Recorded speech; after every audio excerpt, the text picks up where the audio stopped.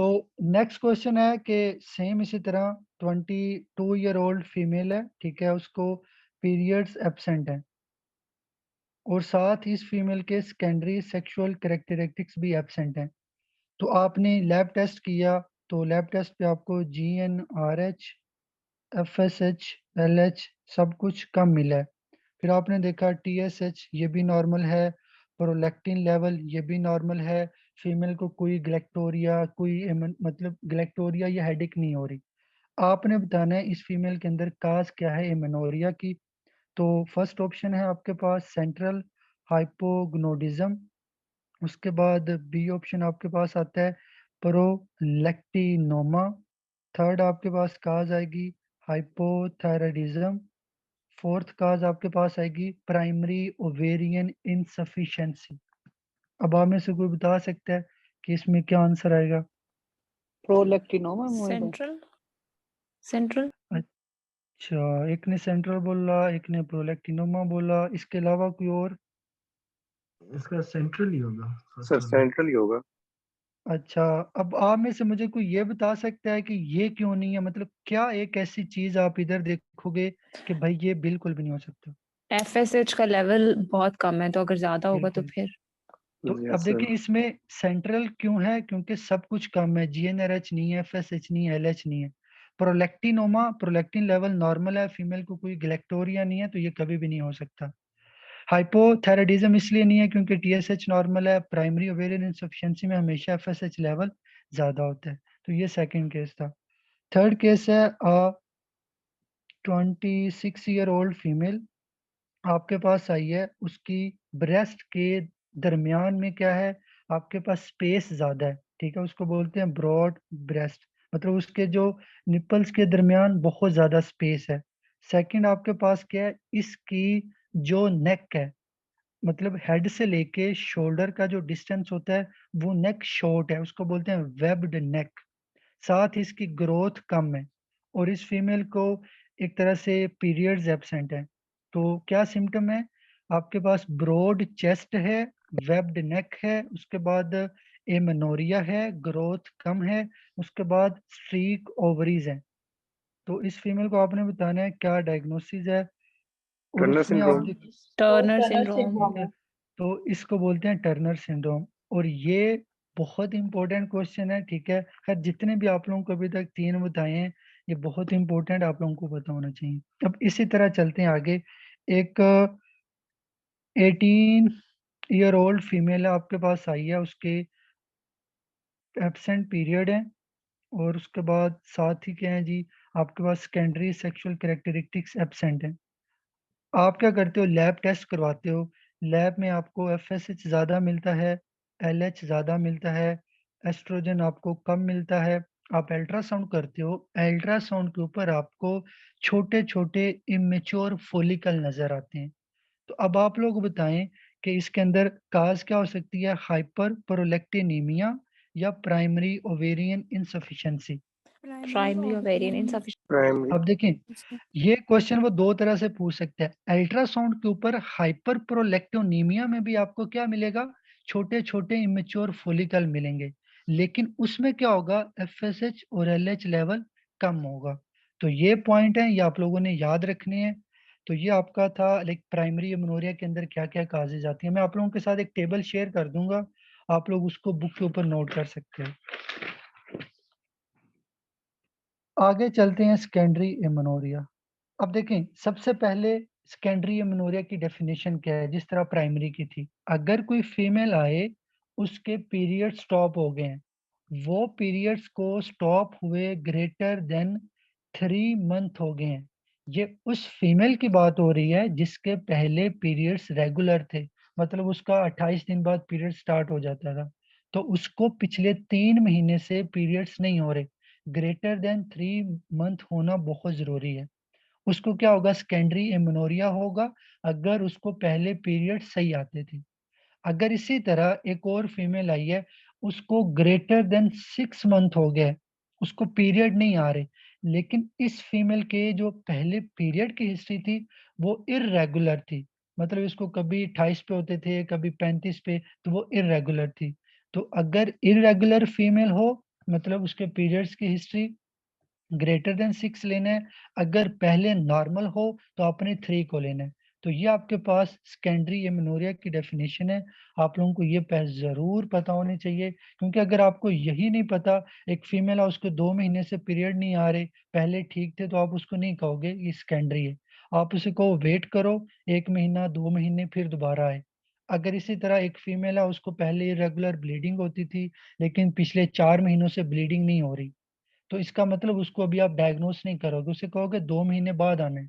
अभी आप वेट करें, अगर स्टिल सेम प्रॉब्लम आए तो फिर वो सेकेंडरी एमेनोरिया। सब अब देखें, चले मैं आप लोगों को इसका लास्ट में क्वेश्चन दूंगा। पहले हम इसको रूल आउट करते हैं क्या क्या काजेज हो सकती हैं।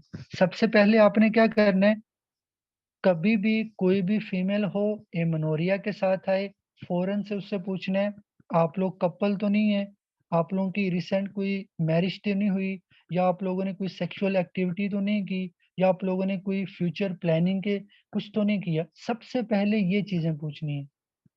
अगर इस फीमेल के अंदर, ये वाली जो फीमेल थी, इसमें लाइक कोई भी आपको हिस्ट्री नहीं मिलती, या आपने HCG करवाया वो भी नेगेटिव मिलता है, अगर तो वो पॉजिटिव है तो भाई वो प्रेगनेंसी है, फिर आप इस प्रेगनेंसी को हैंडल करो। लेकिन अभी हम बात कर रहे हैं कि इस फीमेल को प्रेगनेंसी नहीं है, बीटा HCG नेगेटिव है, इसके अंदर क्या काज हो सकती है, एमेनोरिया की। तो अगर किसी फीमेल को सेकेंडरी एमेनोरिया है, सबसे पहले प्रेगनेंसी को रूल आउट करना है।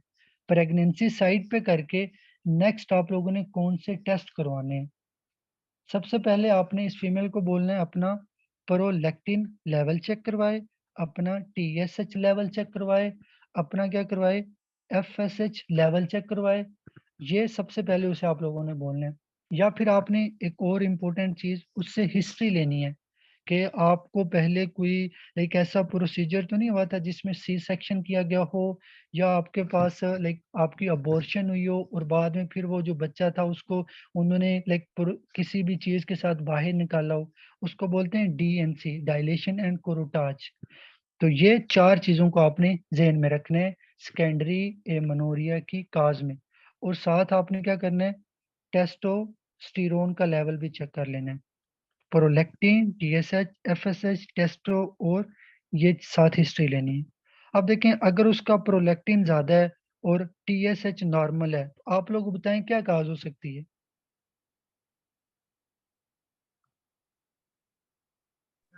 प्रोलैक्टिनिमिया, ठीक है, हाइपरप्रोलेक्टिनीमिया। इसको हाइपर हाइपर प्रोलैक्टिनिमिया है। अगर इसी तरह एक फीमेल है उसका TSH ज्यादा आया, प्रोलैक्टिन भी ज्यादा है, तो इसको हाइपर प्रोलैक्टिनिमिया है या हाइपोथायराइडिज्म है। हाइपोथायराइडिज्म। हाइपरथायराइडिज्म। हाइपोथायराइडिज्म, तो ये सेकंड काज होगी। अगर इसका FSH ज्यादा है तो फिर आपने सेम पीछे जो आप लोगों को बताया, primary ovarian insufficiency. Primary ovarian insufficiency can cause primary and secondary amenorrhea both. तो आप लोगों ने ये लाजमी याद रखनी। फिर अगर आप टेस्टोस्टेरोन करवाते हो, ये आपको ज्यादा मिलता है, और ये आपका बोर्ड का फेवरेट क्वेश्चन है। वो आपको बोलेंगे एक 27-ईयर-ओल्ड फीमेल आई है, उसको एक्नी है, उसको हिर्सुटिज्म है, उसका BMI ग्रेटर देन 35 है, उसके पीरियड्स 8 महीने से नहीं आ रहे। आपने क्या किया, अल्ट्रासाउंड किया, अल्ट्रासाउंड के ऊपर आपको फ्लूइड फील्ड इस तरह की सिस्ट मिली है, साथ आपको टेस्टोस्टेरोन ज्यादा मिला है। आप में से बता सकता है क्या डायग्नोसिस है। PCOS। ठीक है, तो इसको क्या होगा, PCOS होगा, पॉलीसिस्टिक ओवेरियन सिंड्रोम। इसके ऊपर बहुत अच्छे से कल का लेक्चर होगा आपका कि क्यों ये सारी स्टोरी होती है। लेकिन याद रखें, अगर यंग फीमेल हो, एक्नी हो, हिर्सुटिज्म हो, या ये ना भी हो, वो ओबीस हो, उसको डायबिटीज टाइप 2 हो, साथ में उसको एमेनोरिया हो, अल्ट्रासाउंड पे छोटी छोटी सिस्ट नजर आए, वो क्या है आपके पास, PCOS है। इसके अंदर क्या होता है, टेस्टोस्टेरोन लेवल ज्यादा होता है। ये आपने इसके अंदर याद रखना है। बाकी ये अब ये क्या स्टोरी है D&C की, डायलेशन एंड करेटाज। देखें, इसमें ये होता है, बाज दफा अक्सर फीमेल्स को अबॉर्शन हो जाती है, या आपके पास कोई भी प्रेगनेंसी होती है उसकी डेथ हो जाती है इनसाइड, तो आप लोग प्रोसीजर करते हैं। उसके अंदर क्या होता है, आप लाइक डिफरेंट टूल्स यूज करके एंडोमेट्रियम से वो लेयर स्लफ करोगे, उसको बाहर निकालोगे। तो जब इस तरह का प्रोसीजर होता है तो उसकी कॉम्प्लिकेशन ये होती है कि ये जो एंडोमीट्रियम होती है ये मायोमीट्रियम के साथ जुड़ जाती है। नॉर्मल ये लेयर्स नहीं जुड़ी होती, लेकिन जब एंडोमीट्रियल की एडहेजन हो जाती है मायोमीट्रियम के साथ तो एंडोमीट्रियम की फंक्शनल लेयर क्या करती है, फिर ब्लीड नहीं हो पाती, मतलब ये स्लफ नहीं हो पाती। तो उसकी वजह से फिर क्या होगा, पीरियड एब्सेंट हो जाएंगे, तो आपको यूट्रस के अंदर स्कारिंग नजर आएगी, एडहेजन नजर आएंगी, तो उसको बोलेंगे डायलेशन एंड करटाज। और ये याद रखना है किस फीमेल के अंदर आएगा, अगर उसका पहले सी सेक्शन हुआ है या उसकी कोई अबॉर्शन हुई थी तो उसके साथ जो अंदर चीज पड़ी थी उसको आपने बाहर निकाला है।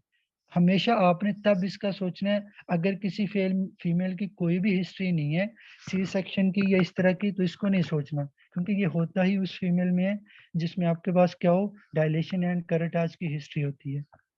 तो ये आपके पास था सेकेंडरी एमेनोरिया, पहले डेफिनेशन पता हो, फिर उसके बाद कौन से टेस्ट सबसे पहले प्रेगनेंसी को रूल आउट करना है। अच्छा, अब आप लोगों को एक क्वेश्चन देता हूँ, आप लोगों ने बताना है इसके अंदर क्या काज हो सकती है। 21-year-old फीमेल सेक्सुअली एक्टिव, ठीक है, आपके पास आई है, उसको एब्सेंट पीरियड है फ्रॉम लास्ट 7 मंथ, साथ में उस फीमेल को इंसोम्निया है, उसको एपीटाइट कम है, साथ में उसको वॉमिटिंग आ रही है। आप क्या करते हो, इसका TSH, प्रोलैक्टिन, उसके बाद FSH, ये सब कुछ करवाते हो, ये नॉर्मल है। नेक्स्ट टेस्ट आप क्या करोगे,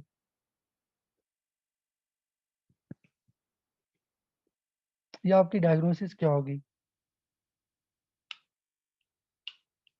21-year-old female sexually active, amenorrhoea के साथ आई है, 7 महीने से उसको पीरियड्स एब्सेंट हैं, उसके बाद उसको आपके पास इंसोम्निया, स्लीप नहीं सही आ रही, उसकी एपिटाइट कम हो रही है, वॉमिट होती है, साथ थोड़ी थोड़ी इरिटेबल भी है, आपने ये लेवल चेक किए, ये सब कुछ नॉर्मल है।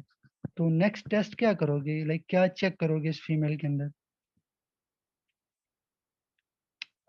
तो इस फीमेल को बेसिकली प्रेगनेंसी हो सकती है, आपने सबसे पहले ये करवाना ही नहीं है, सबसे पहले करवाना ही आपने बीटा HCG है।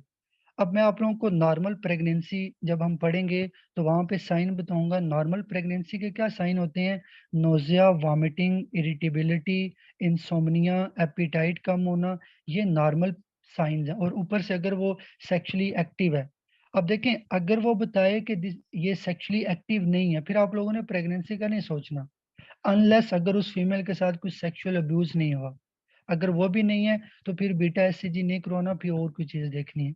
लेकिन अगर वो सेक्सुअली एक्टिव है तो फिर आपने लाजमी प्रेगनेंसी को सबसे पहले रूल आउट करना है। ये अभी आप लोगों को इजी लग रहा है, लेकिन जब एग्जाम में क्वेश्चन आता है ना तो हमसे गलती हो जाती है, हम प्रेगनेंसी को रूल आउट ही नहीं कर पाते। लाइक हमारे सामने ऑप्शन भी होती है लेकिन हमें लगता है लो जी ये नहीं होगा। तो इसीलिए बार बार बता रहा हूँ, कभी भी एमनोरिया के साथ कोई आए तो सबसे पहले प्रेगनेंसी को निकालो बाहर, फिर उसके बाद देखो इट इज प्राइमरी और सेकेंडरी।